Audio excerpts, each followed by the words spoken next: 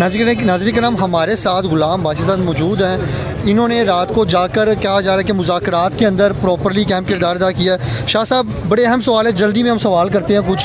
जब हम मुज़ाकरात टीम से मिले तो शेख रशीद की बॉडी लैंग्वेज कैसी थी?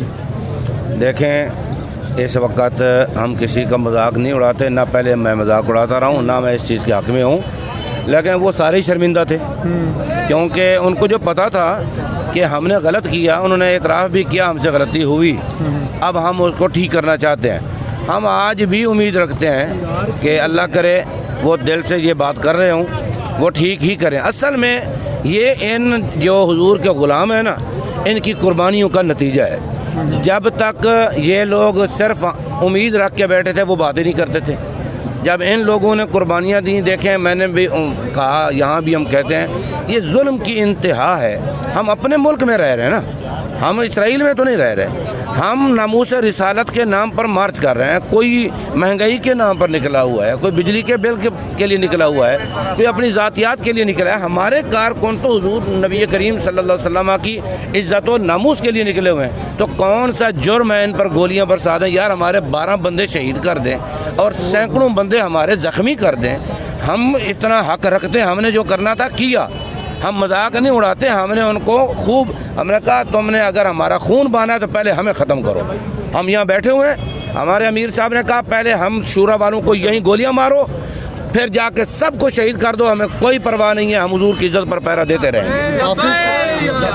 हाफिज साहब साहब ने मतलब ये कहा कि हमें शहीद कर दिया जाए, बिल्कुल, लेकिन हम अपने मौक़िफ़ से पीछे बिल्कुल। उन्होंने बरमला कहा, उन्होंने कहा हम यहाँ बैठे हैं, मेरी शूरा भी बैठी है, मैं भी बैठा हूँ, अभी बुलाओ सबको, हम सबको शहीद कर दो, जाके हमारे सारे कारकुनों को शहीद कर दो। हमें इस पर फ़ख्र है, हम हुजूर की इज़्ज़त पर कुर्बान हो रहे हैं। हम हुजूर की इज़्ज़त पर पहरा देने से पीछे कभी नहीं हटेंगे। जब उन्होंने देखा कि ये किसी सूरत भी अपने मौक़िफ़ से पीछे हटने वाले नहीं हैं, तो उन्होंने कहा जी हम आपके मामलात हल करते हैं। अब उन्होंने 2 दिन का हमसे टाइम लिया है, तो हम इस पर उम्मीद करते हैं कि 2 दिन में हमारे काम करेंगे, वरना हम मैदान में और हमारे काफ़िले भी आ रहे हैं। और इंशाअल्लाह अब पीछे हटना तसव्वुर भी नहीं है। जब तक हमारे मामलात, हमारे मुतालबात पूरे हल नहीं होंगे और हमारे अमीर साहब आके यहाँ पे दुआ करके इजाज़त नहीं देंगे, उस वक़्त तक हम मैदान अमल में रहेंगे।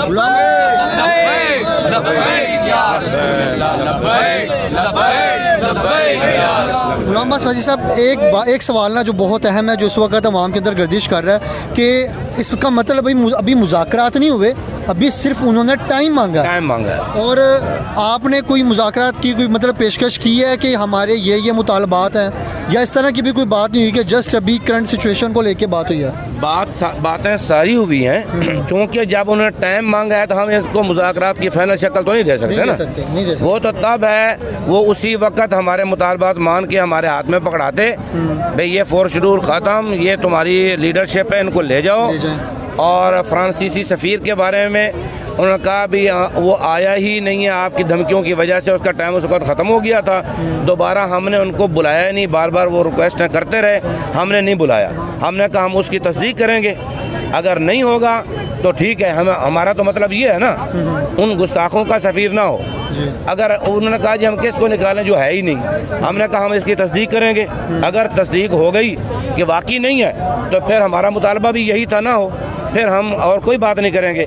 अगर होगा तो उसको दफा करना पड़ेगा। शाह साहब, मतलब आपके 3 मुतालबात हैं। पहला जो मुतालबा है 4 शेड्यूल ख़त्म किया जाए। सबसे पहला सफ़ीर है, सफ़ीर है, हाँ, सबसे पहला सफ़ीर है।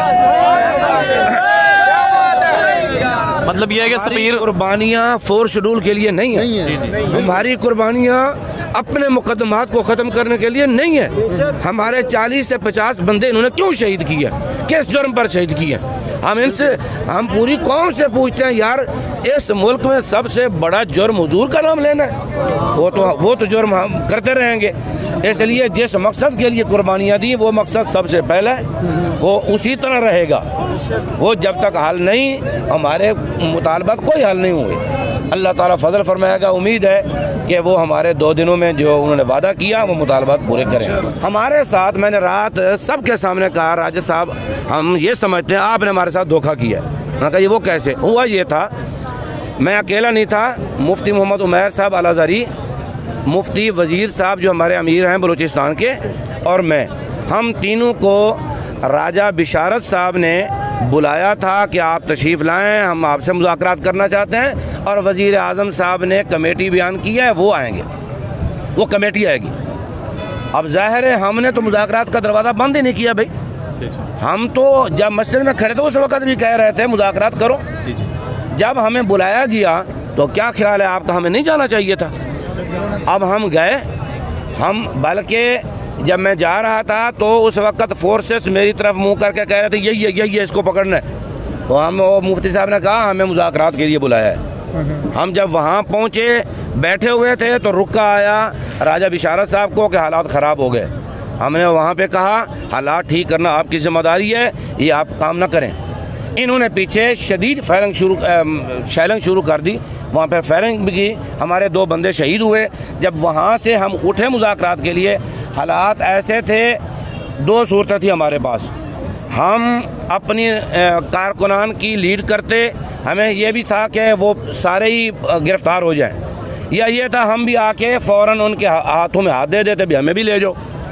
हम जब फारिग हुए, हमने देखा हमारा काफ़िला निकल आया, हम अपने काफ़िले में फ़ौरन शामिल हुए, जहाँ शामिल हो सकते थे फ़ौरन शामिल हो गए और उनसे मिले घुले। और फिर वापस आके दाता दरबार पे जब हम बैठे, अपने गम गुस्से का भी इज़हार किया। वो सच था, हमारे साथ धोखा हुआ। अगर यही कुछ करना था तो आगे हमारी शहादतें ज़्यादा हुई।